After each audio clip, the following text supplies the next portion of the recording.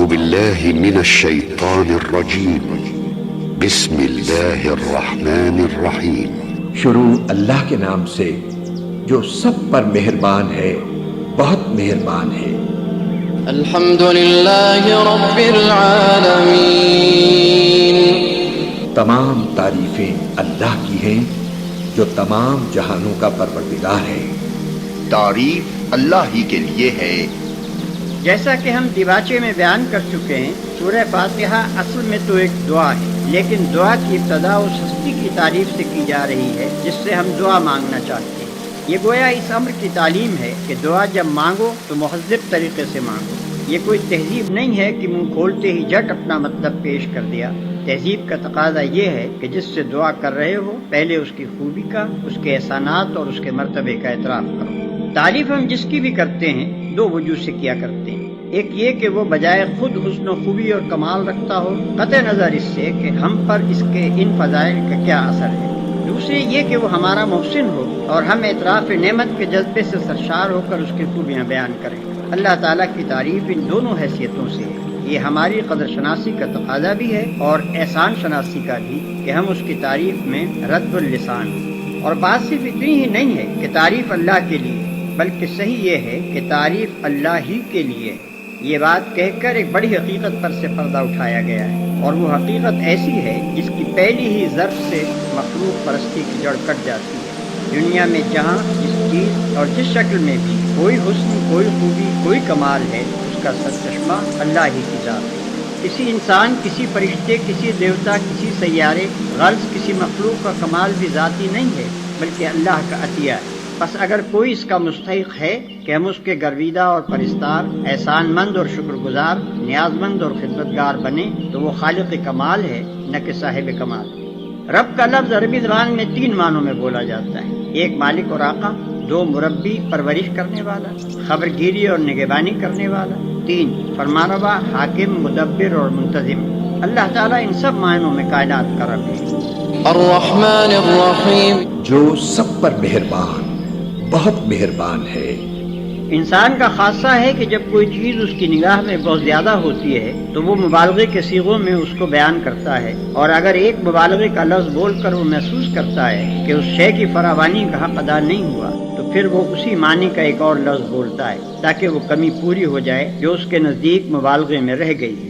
اللہ کی تعریف میں رحمان کا لفظ استعمال کرنے کے بعد پھر رحیم کا اضافہ کرنے میں بھی یہی نقطہ پوشیدہ ہے۔ رحمان عربی زبان میں بڑے مبالغے کا صیغہ ہے، لیکن خدا کی رحمت اور مہربانی اپنی مخلوق پر اتنی زیادہ ہے، اس قدر وسیع ہے، ایسی بے حد و حساب ہے کہ اس کے بیان میں بڑے سے بڑا مبالغے کا لفظ بول کر بھی جی نہیں بھرتا۔ اس لیے اس کی فراوانی کا حق ادا کرنے کے لیے پھر رحیم کا لفظ مزید استعمال کیا گیا۔ اس کی مثال ایسی ہے جیسے ہم کسی شخص کی فیاضی کے بیان میں سخی کا لفظ بول کر جب تشنگی محسوس کرتے ہیں تو اس پر داتا کا اضافہ کرتے ہیں۔ رنگ کی تعریف میں جب گورے کو کافی نہیں پاتے تو اس پر چٹے کا لفظ اور بڑھا دیتے ہیں۔ درازی قد کے ذکر میں جب لمبا کہنے سے تسلی نہیں ہوتی تو اس کے بعد تڑنگا بھی کہتے ہیں۔ مالک یوم الدین، جو روز جزا کا مالک ہے، یعنی اس دن کا مالک جبکہ تمام اگلی پچھلی نسلوں کو جمع کر کے ان کے کارنامہ زندگی کا حساب لیا جائے گا اور ہر انسان کو اس کے عمل کا پورا صلہ یا بدلہ مل جائے گا۔ اللہ کی تعریف میں رحمان اور رحیم کہنے کے بعد مالک روز جزا کہنے سے یہ بات نکلتی ہے کہ وہ نرا مہربان ہی نہیں ہے بلکہ منصف بھی ہے، اور منصف بھی ایسا با اختیار منصف کہ آخری فیصلے کے روز وہی پورے اقتدار کا مالک ہوگا، نہ اس کی سزا میں کوئی مزاحم ہو سکے گا اور نہ جزا میں مانع۔ لہذا ہم اس کی ربوبیت اور رحمت کی بنا پر اس سے محبت ہی نہیں کرتے بلکہ اس کے انصاف کی بنا پر اس سے ڈرتے بھی ہیں، اور یہ احساس بھی رکھتے ہیں کہ ہمارے انجام کی بھلائی اور برائی بالکل یا اسی کے اختیار میں ہے۔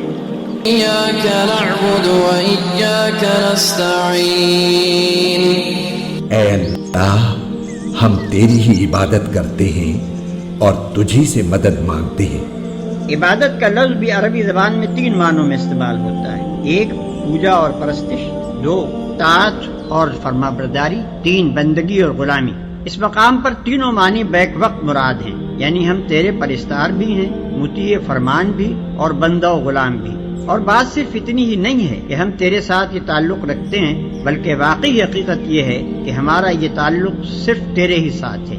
ان تینوں معنوں میں سے کسی معنی میں بھی کوئی دوسرا ہمارا معبود نہیں ہے، یعنی تیرے ساتھ ہمارا تعلق محض عبادت ہی کا نہیں ہے، بلکہ استعانت کا تعلق بھی ہم تیرے ہی ساتھ رکھتے ہیں۔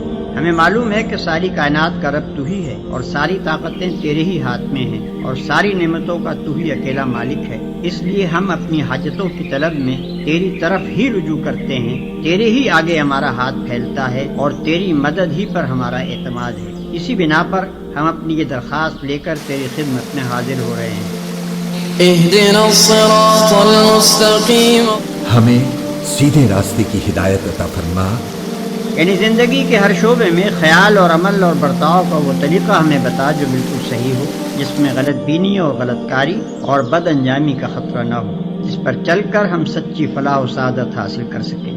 یہ ہے وہ درخواست جو قرآن کا مطالعہ شروع کرتے ہوئے بندہ اپنے خدا کے حضور پیش کرتا ہے۔ اس کی گزارش یہ ہے کہ آپ ہماری رہنمائی فرمائیں اور ہمیں بتائیں کہ قیاسی فلسفوں کی اس بھول بھلیاں میں حقیقت نفس الامری کیا ہے، اخلاق کے ان مختلف نظریات میں صحیح نظام اخلاق کون سا ہے، زندگی کی ان بے شمار پگڈنڈیوں کے درمیان فکر و عمل کی سیدھی اور صاف شاہراہ کون سی ہے۔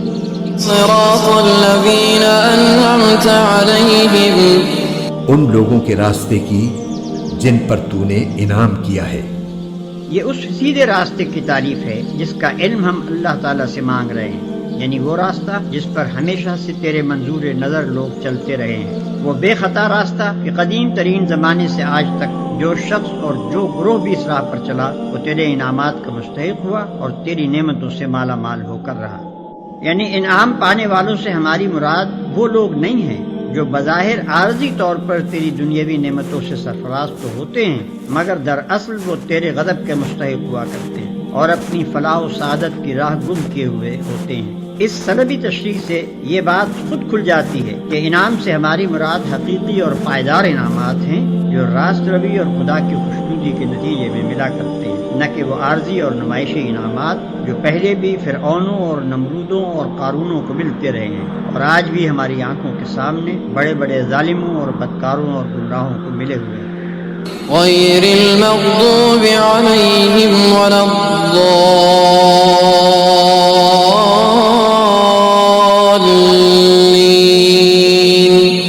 آمين۔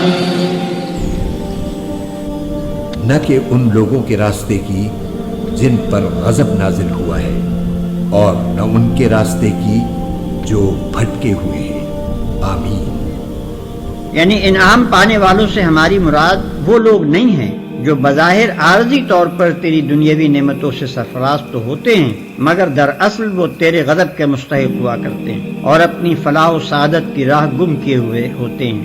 اس سلبی تشریح سے یہ بات خود کھل جاتی ہے کہ انعام سے ہماری مراد حقیقی اور پائیدار انعامات ہیں جو راست روی اور خدا کی خوشنودی کے نتیجے میں ملا کرتے ہیں، نہ کہ وہ عارضی اور نمائشی انعامات جو پہلے بھی فرعونوں اور نمرودوں اور قارونوں کو ملتے رہے ہیں اور آج بھی ہماری آنکھوں کے سامنے بڑے بڑے ظالموں اور بدکاروں اور گمراہوں کو ملے ہوئے ہیں۔